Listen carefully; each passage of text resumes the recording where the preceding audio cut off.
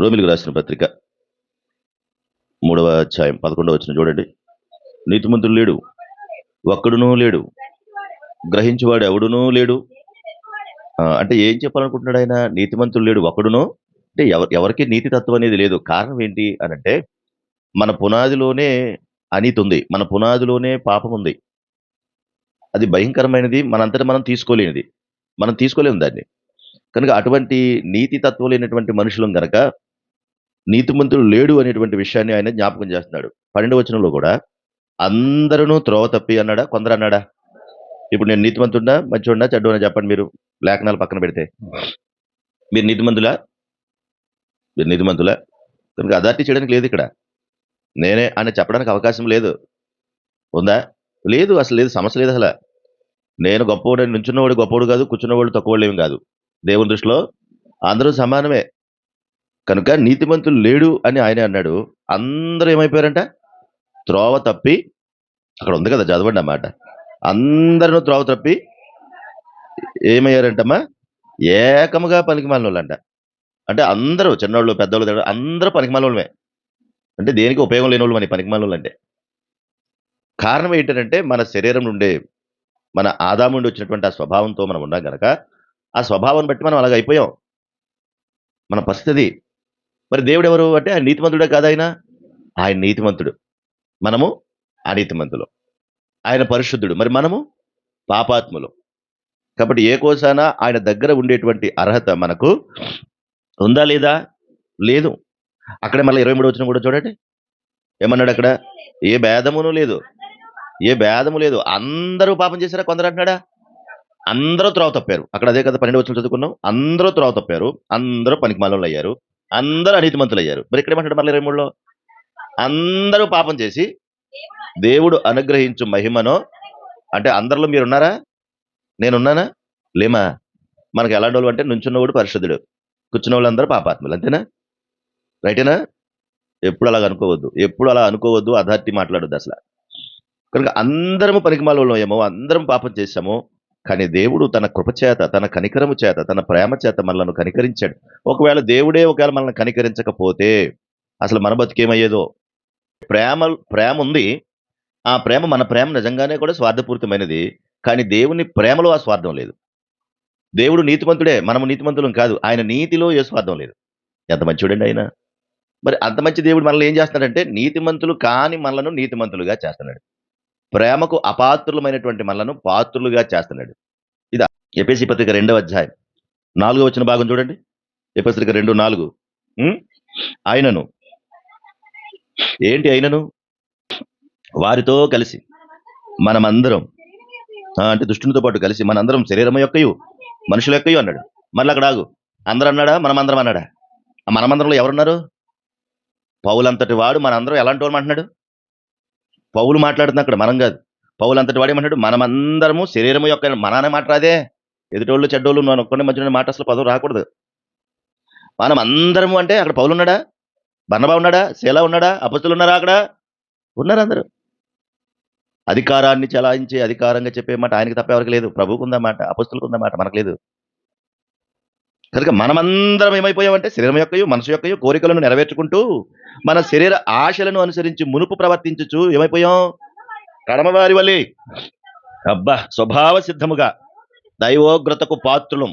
గడిచిన సిద్ధముగా దైవోగ్రతకు పాత్రులు. తిని ఇక్కడ ఏడుదని అర్థం ఏంటి? ఆదాము గారి దగ్గర నుంచి మనకు ఆ పాప స్వభావం వచ్చేసింది.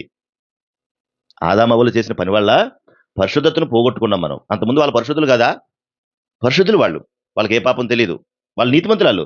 కానీ ఎప్పుడైతే అపవాదికి చోటిచ్చి వాళ్ళు పాపం చేశారో అప్పుడు అపరిశుద్ధత వాళ్ళకి వచ్చింది, పాపం వాళ్ళకి వచ్చింది. మరి వారి ద్వారా కదా మన సంతానం అంతా భూమి మీదకి వచ్చింది. కాబట్టి ఇప్పుడు స్వభావ సిద్ధంగా మనం ఏమైపోయామంటే దైవోగ్రతకు పాత్రులం. మనం మనం మనం మనం దైవోగ్రతకు పాత్రులం. అంటే దేవుడు ఏం చేసిన తగలటాలంటే తగలటేసే పరిస్థితి అనమాట. తీసుకెళ్ళి అగ్నిగుండంలో పడేస్తే అగ్నిగుండంలో పడేసే పరిస్థితి. ఎవరికి? పౌలు గారితో సహా అందరికీ. పేతురు గారి పరిశుద్ధులేం కాదు, యాకోబు పరిశుద్ధులేం కాదు, అపొస్తలుల పరిశుద్ధులేమి కాదు. వాళ్ళు చేపలు పట్టుకుని జాలరు, వాళ్ళు ఎక్కడ తీసుకొచ్చాడు? చేపలు పట్టుకుంటే వాళ్ళు ఏమన్నాడు? మీరు రండి, మిమ్మల్ని ఏం చేస్తాను? మనుషుల పట్లుగా జాలుగా చేస్తాను రండి అన్నాడు. అంటే వాళ్ళు కూడా పాపాత్ములే. దేవుడు ప్రభువు పరిశుద్ధులుగా మార్చి పరిశుద్ధులుగా బ్రతకాలని చెప్పండి అన్నాడు. Praise the Lord. నువ్వు పరిశుద్ధుడుగా బ్రతకాలి. మనుషులందరూ ఎలా బ్రతకాలి? పరిశుద్ధులుగా బ్రతకాలి. అది కోరిక. నేను పరిశుద్ధుడుగా ఉన్నానంటే ఎంతకాలం పరిశుద్ధుడిగా ఉంటావేంటి? ఒక్క రోజన్నా పరిశుద్ధుడిగా ఉంటావేంటి? మళ్ళలాగైపోయారు. ఒక్కరోజైనా పరిశుద్ధుడిగా ఉంటావా? ఒక్కరోజు అబద్ధం ఆడకుండా ఉంటావా? ఒక్కరోజు చెడు కార్యాలు చేయకుండా ఉంటావా? చెడ్డ మాటలు పలకకుండా ఉంటావా? మనందరం. అందుకని మనం ఏం చేయాలి అంటే, జీవితాంతము ఈ పరిశుద్ధత కొరకు ప్రయాసపడాలి. మనమందరం. పదే పదే ఉపయోగిస్తున్నాను ఆ మాట అర్థం చేసుకోండి. కాబట్టి జీవితాంతం అది చేయాలి. ఇది మన వల్ల వచ్చింది కాదు. అక్కడ అంటున్నాడు దైవోగ్రతకు పాత్రులం మనం. ఎలాంటోళ్ళం? దైవోగ్రతకు పాత్రులం అంటే ఏంటి? ఉగ్రత పిల్లలం అన్నాడు అక్కడ చూడండి. ఆయన ఒక్క దెబ్బకేసేస్తే చచ్చిపోతాం మనం. ఆయన ఒకవేళ ఏసేయాలనుకుంటే మనల్ని ఎంత ఎంత టైం పడద్ది? ఎంత టైం పడద్ది ఆయనకి? అంతే. అంతే రెప్పపాటు కాలం. కానీ ప్రభు ఏం చేశాడు 4వ వచనంలో ఆయనను దేవుడు కరుణా సంపన్నుడై ఉండి అన్నాడు. ఆయనను అంటే ఇప్పుడేంటి? ఆయనను అంటే ఏంటి? మునుపు మనందరం పౌలు గారు అంటున్నాడు మనందరం శరీరం యొక్క కోరికలు నెరవేర్చుకుంటున్నాం. మనసు యొక్క కోరికలు నెరవేర్చుకుని ఇవన్నీ చేసి దేవుని ఉగ్రతకు పాత్రులమైనటువంటి వారం. అలాంటి దౌర్భాగ్య స్థితి మనది. మనది. అలాంటి బతుకు మనది. ఆయనను ఆ ఉగ్రతలో మనల్ని చంపేయాలి. ఆయనను దేవుడు కరుణా సంపన్నుడంట. అది ఆయన ప్రేమ అది. కరుణా సంపుడు ఆయన. ఆయన ఏం చేస్తాడు ఆయన? మనము మన అపరాధముల చేత చచ్చిన వారమైన సైతం ఉండినప్పుడు సైతం మన ఎడల చూపిన తన మహా ప్రేమ చేత మనలను అని ఉంది అక్కడ. మనమందరము మనలను అంటాడు పౌలు గారు. గొప్పవాడెవడు లేడు ఇక్కడ. మనందరము అవినీతి పరులమే, మనందరము పాపాత్ములమే. కానీ దేవుడు కరుణా సంపన్నుడైన మనల్ని ఏం చేశాడంటే తన ప్రేమ చేత క్రీస్తులో బ్రతికించాను. క్రీస్తు నీతిమంతుడు గనక, పరిశుద్ధుడు గనక, గొప్పవాడు గనక, ప్రేమ కలిగిన వాడు గనక, క్రీస్తు ద్వారా మనకు విడుదల, క్రీస్తు ద్వారా మనకు రక్షణ, క్రీస్తు ద్వారా నీతి. మనం నీతిమంతులం కాదు, కానీ మన నీతి ఎలా వచ్చింది ఇప్పుడంటే క్రీస్తు ద్వారా నీతి వచ్చింది.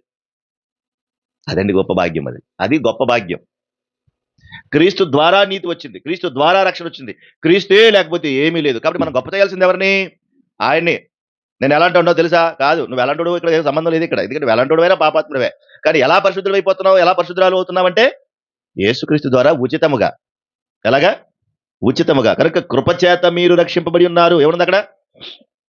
కృపచేత మీరు రక్షించబడిన వారు 8వ వచనంలో ఉంది అక్కడ చూడండి. మీరు విశ్వాసము ద్వారా కృపచేతనే రక్షింపబడ్డారు. ఇది మీ వలన కలిగినది. మాట్లాడండి. ఇది మీ వలన కలిగినది కాదు. అంటే నువ్వు తెచ్చుకోలేదు. నా అంతటి నేను తెచ్చుకోలేదు. ఇది అర్థం కావాలి. ఇశ్రాయేలు ప్రజలందరూ ఐగుప్తు దేశంలో వాళ్ళు బానిసలుగా బ్రతికారు. దేవుడు అన్నాడు, మీ దగ్గరికి ఎవరైనా పరదేశం వస్తే గనక వారిని బాధ పెట్టకండి అన్నాడు. ఎందుకు అన్నాడు చెప్పండి? మీరు ఆల్రెడీ పరదేశంలో ఉండి బోలని బాధలు అనుభవించారు. కాబట్టి మరలా వాళ్ళు మీ దగ్గర ఉన్నప్పుడు వాళ్ళు ఎంత శ్రమ అనిపించారో మీకు తెలుసు కదా. ఎలా శ్రమ అనిపించారో అదే బాధ తెలుసుండి వీళ్ళని పెడతారా మీరు అని. మరి మనం పాపాత్ములే కదా, అపరిశుద్ధులమే కదా, అనీతిమంతులమే కదా. మరి అలా ఉన్నప్పుడు మనం ఎంత క్షోభ అనుభవించాం. ఈ పాపంలో పడి నేను చచ్చిపోవాలా అని మనం వేడుకున్నప్పుడు మన ప్రభు ఏం చేశాడు? మనల్ని విమోచించాడు, రక్షించాడు, కాపాడాడు. కనుక మనలాగే ఒకప్పుడు పాపంలో ఉన్నవారిని ఇప్పుడు మనం ఏం చేయాలి? ఏయ్ నువ్వు పాపాత్ముడు అనాలా? నువ్వు దుష్టుడు అనాలా? మరి ఏమనాలి మనం? అయ్యా ఒకప్పుడు నేను ఇలాగే బతికానయ్యా, ఒకప్పుడు నాకు ఇలాగే బతికానయ్యా, నా ప్రభు నన్ను నీతిమంతుడిగా చేశాడయ్యా. మీరు కూడా ఏం చేయాలి? మిమ్మల్ని కూడా నీతిమంతుడిగా చేసే దేవుడయ్యా ఆయన అని చెప్పాలి. అవునా కదా చెప్పండి. అందుకే పౌలు గారు ఏమన్నాడు? మనం అందరూ ఇలా ఉన్నాం, కానీ మనల్ని క్రీస్తు కృప ద్వారా బ్రతికించాడు. ఇది మీ వలన కలిగింది కాదు, ఇది దేవుని వరమే అన్నాడు. దేవుని వరము అంటే ఆయన నీతిమంతుడు గనక మనల్ని నీతిమంతుడిగా చేశాడు. ఇది మనం తెచ్చుకున్నది కాదు, ఆయన చేశాడు తన కృప చేత, తన రక్తము చేత. ఆయన పరిశుద్ధుడు గనక మనల్ని పరిశుద్ధులుగా చేశాడు. ఎంత మంచి భాగ్యం అది. కనుక మనమందరము నీతిమంతులుగా బ్రతకడానికి, పరిశుద్ధులుగా బ్రతకడానికి జీవితాంతము ఆయన మాట చేత కడగబడుతూ కడగబడుతూ కడగబడుతూ బ్రతకాలి. ఎందుకనంటే లోకం అంతా పాపం ఉంటే పాపమున్న లోకంలో మనం బతుకుతున్నాం. నువ్వు నీతిమంతుడు ఏం కాదు ఇక్కడ, నువ్వు నీతిమంతురాలు ఏం కాదు ఇక్కడ. ఆ పాపమున్న లోకంలో మనం బ్రతుకుతున్నాం. వద్దన్న అది లోపలికి వచ్చి పడిపోతా ఉంటది. కాబట్టి జీవితాంతం మనం కడగబడతా ఉండాలి. ఎవరైతే దేవుని మాట వినకుండా, దేవుని మాటకు లోబడకుండా, దేవునిలో ఉండకుండా వెళ్ళిపోతారో వాళ్ళు నీతి తత్వాన్ని కోల్పోయి అప్పుడు ఈ ఉగ్రతకు పాత్రులమైన వారి రక్షించేటువంటి కృప ఉచితంగా ఇచ్చిన దాన్ని కాలదనుకోకుండా రక్షించుకున్నవారు బాగుంటారు. కాలదనుకుని పాడు చేసుకున్న వాళ్ళకి ఉగ్రతే తప్ప ప్రేమ వాళ్ళని కాపాడదు.